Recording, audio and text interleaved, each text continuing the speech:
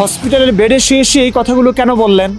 এবং তার ছেলে ইস্কনের বিরুদ্ধে 100 জন ইস্কনকে হত্যা করবে, জবাই করবে। তারা যেভাবে আমার বাবার দাড়িকে যেভাবে কাটা হয়েছে, আমি এই মোহাম্মদুল্লাহ বলতেছি, তোদের 100 ইস্কন সদস্যকে আমি জবাই করব। তোদেরকে বলতেছি, আমি তোদেরকে আমি জবাই করব। এই অসভ্য স্টুপিড কোথাকার, তোর নবী পেয়েছিস, অসভ্য দেশটাকে নষ্ট করেছিস, তোর নবীর যুগ পেয়েছিস। 900 জন বনু কুরাইজাকে জবাই করেছে একদিনে তোদের নবী। প্রত্যেকে দোষ ছিল। এটা গণহত্যা কিভাবে মেনে নিচ্ছেন মুসলিমরা? হ্যাঁ, এই মুসলিমদেরকে বোকা পেয়েছিস বলে যা তা বলবি তা বিশ্বাস করবে। একটা দেশে প্রকাশ্যে এসে 100 জন ইস্কনকে হত্যা করবি, জবাই করবি, মগের মূল্য পেয়েছিস। স্টুপিড কোথাকার, অসভ্য কোথাকার, ধর্ম নিয়ে জঙ্গিবাদ শুরু করবি। তোদের নবী জঙ্গি ছিল, বদমাশ ছিল। 900 জন বনু কুরাইজাকে হত্যা করেছে, জবাই করেছে। এই ঘটনা ইসলামী ইতিহাস থেকে পাওয়া গেছে। এটা কি মিথ্যা? প্রত্যেকটা মানুষকে দোষ ছিল, মেনে নিলাম এই ঘটনা সত্যি। 100 জন ইস্কন সদস্যকে হত্যা কেন করবি? একটা দলের সবাই কি একরকম? তোর বাবাকে সর্বোচ্চ 5 জন তুলে নিয়েছে, সেই 5 জনের বিচার কর। সেই 5 জনের যা ইচ্ছা তাই কর। আইন আছে, রাষ্ট্র আছে, আদালত আছে, কিংবা কোনো একটা ব্যবস্থা তো হবে। তুই 100 জন ইস্কন সদস্যকে হত্যা করবি কেন? নবী পেয়েছিস, নবীর চোখ পেয়েছিস, স্টুপিড কোথাকার।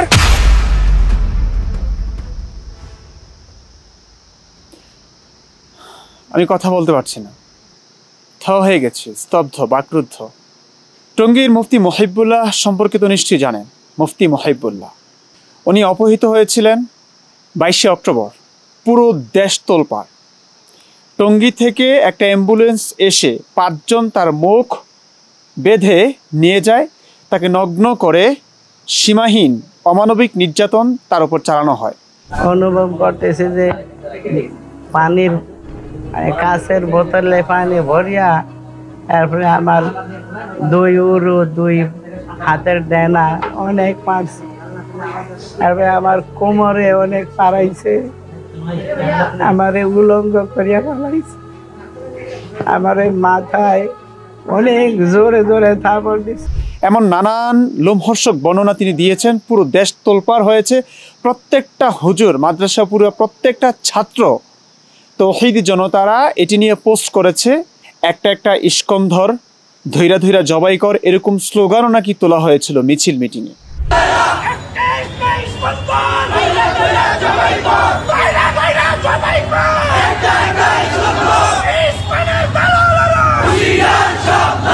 তাকে বেদম পেটানো হয়েছে এবং তাকে হসপিটালে নেওয়া হয়েছে। হসপিটালের বেডে বসে মুখে এক গাদা দাড়ি নিয়ে, মাথায় টুপি নিয়ে এই মুফতি, মসজিদের খতিব, ইমাম, তিনি লোমহর্ষক বর্ণনা দিয়েছেন। এবং সেই বর্ণনা তিনি অনেক কিছুই বলেছেন যা আমাদের অনুভূতিতে আঘাত হেনেছে। প্রত্যেকটা মুসলিম জাগ্রত হয়েছে হিন্দুদের বিরুদ্ধে, ষড়যন্ত্রের বিরুদ্ধে। এবং এই গল্পের, তার বর্ণনার নানান ফাঁক ফোকর ছিল, সেটি নিয়ে আমরা লাইভ করেছি, মুফতি মাসুদ, আমি, আসাদ ভাই এবং শেখ ফরিদ। সেখানে এই গল্পের, এই বর্ণনার ফাঁক ফোকর নিয়ে কথা বলা হয়েছে। এটি যে ইস্কনের ষড়যন্ত্র না, সেটি নিয়েও সেখানে বলা হয়েছে। তখনও আমাদের কাছে প্রমাণ ছিল না।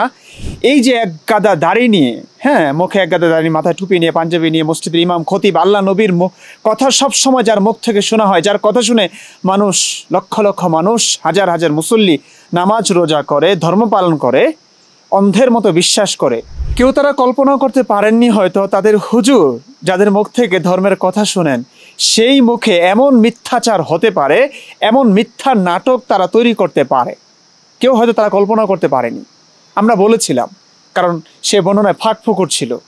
যাই হোক, এই ঘটনা পুরো বাংলাদেশকে নাড়িয়ে দিয়েছে, পুরো বাংলাদেশকে আলোড়িত করেছে, এটা আমরা সকলে জানি।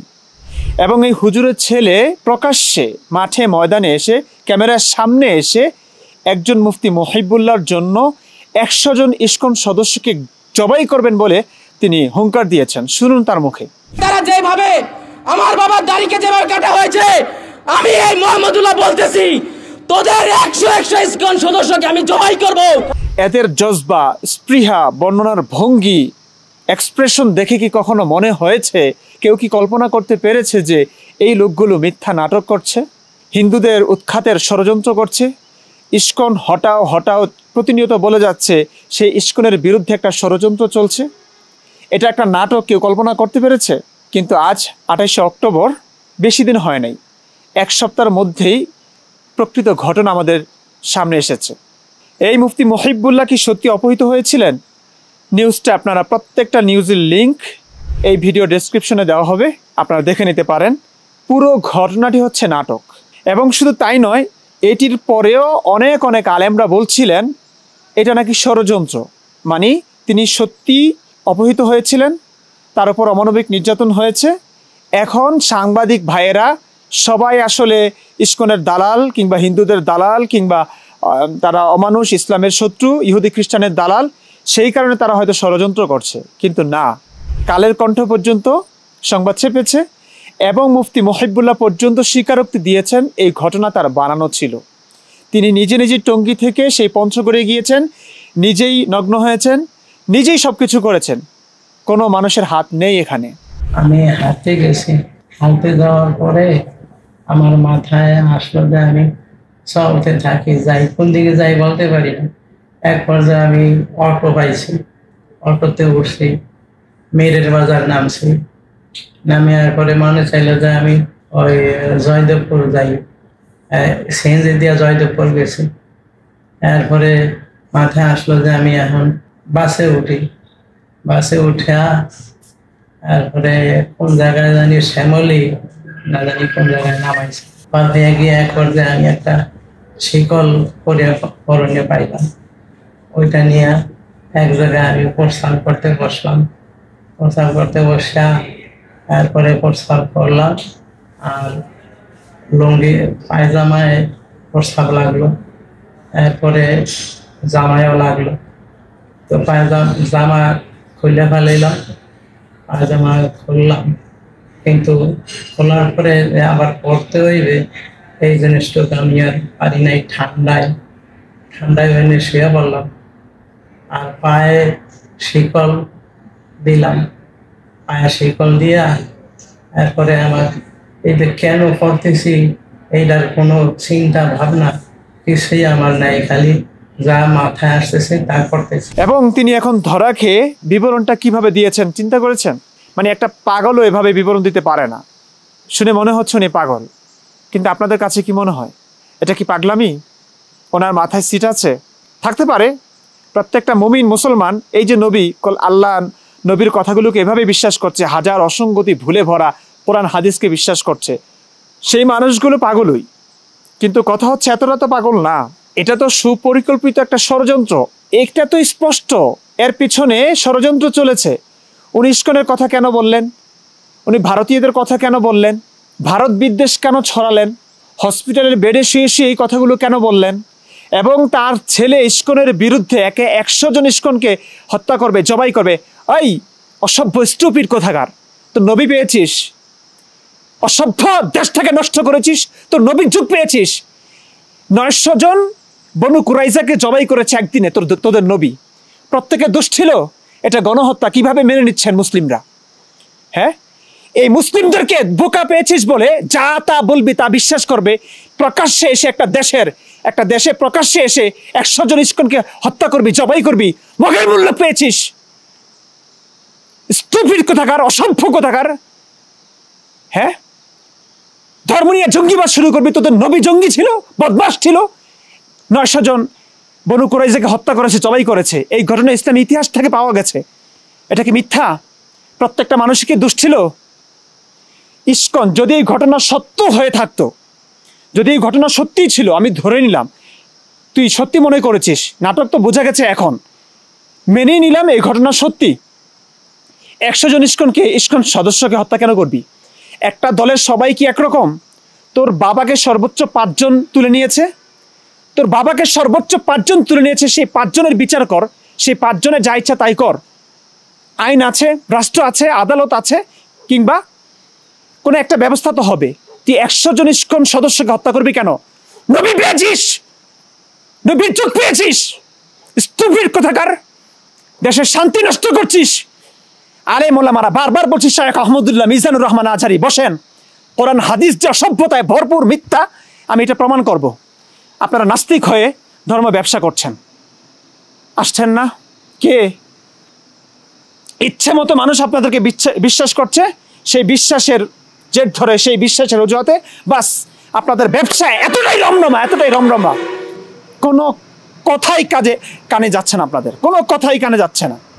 স্পষ্ট অসভ্যতার পরে মানুষ আপনাদেরকে বিশ্বাস করছে, সেই সুযোগটা নিচ্ছেন। এতটুকু কি মানবতা নাই আপনাদের? এতটুকু মানবতা নাই আপনাদের মনে? এতটুকু বুক কাঁপে নাই আল্লাহ নবীর নাম করে ব্যবসা করার জন্য?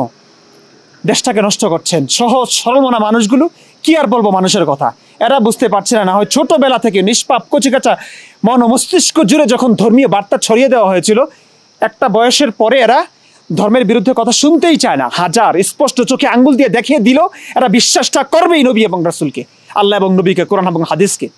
আপনারা সেই ব্যবসাটা করছেন। অন্তত এই ঘটনায় যে এই যে ধরাটা খাওয়ার পরে আপনাদের প্রতিক্রিয়া কি? হ্যাঁ, আপনাদের কি কিছু হবে? হবে না তো। জনগণ আপনাদের পক্ষে আছে, জনগণ নবী রাসূলের পক্ষে আছে। সেই নবী রাসূলের নামেই ব্যবসা করছেন আপনারা। যত মিথ্যাচার করবেন, যত অসভ্যতা করবেন, সব মানুষ গিলবে।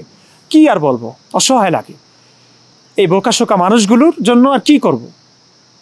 নিরীহ মানুষগুলো মরছে, সংখ্যালঘুরা মরছে আপনাদের অত্যাচারে।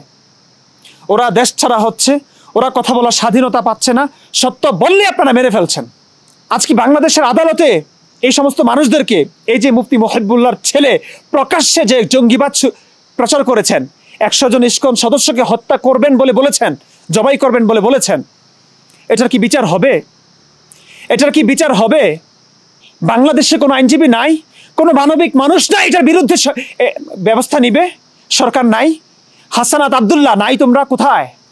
কোথায় তোমরা? ডক্টর ইউনূস আপনারা কোথায়? কি করছেন আপনারা? কি করছেন? আর জনগণ আপনারা কি করছেন?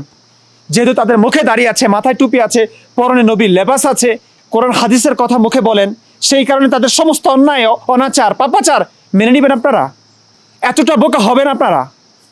এখন কি করবেন আপনারা? আপনাদের প্রতিক্রিয়া কি একটু জানতে চাই। এই ভিডিওতে আমাকে গালি দিবে, এই ভিডিওতে তারপরে বলবে আমি ইসকনের দালাল, হিন্দুদের দালাল, ভারতের দালাল, এটা বলবে। আমি জানি শিওর কিছু মানুষ, কিছু বোকা এই ভিডিওর কমেন্টও এটাই বলবে। কি আর বলবে এদেরকে নিয়ে? মানে মিথ্যার পক্ষ নিয়ে, অসভ্যতা, অনাচার, পাপাচার, মিথ্যাচার এর পক্ষ নিয়ে আপনাদের সঙ্গে থাকলেই ভালো। হ্যাঁ, আর নিরীহ অসহায় মানুষগুলো, যাদের কোনো অন্যায় নেই, অপরাধ নেই, যাদের কোনো দোষ নাই, তাদের বিপক্ষে কথা বলতাম। কারণ আমি নবীকে ভালোবাসি, আমি মুসলিম। এটাই শিখায় ধর্ম, এটাই শিখায় ধর্ম। এই ধর্মকে আমি ডাস্টবিনে ফেলি, এই ধর্মকে আমি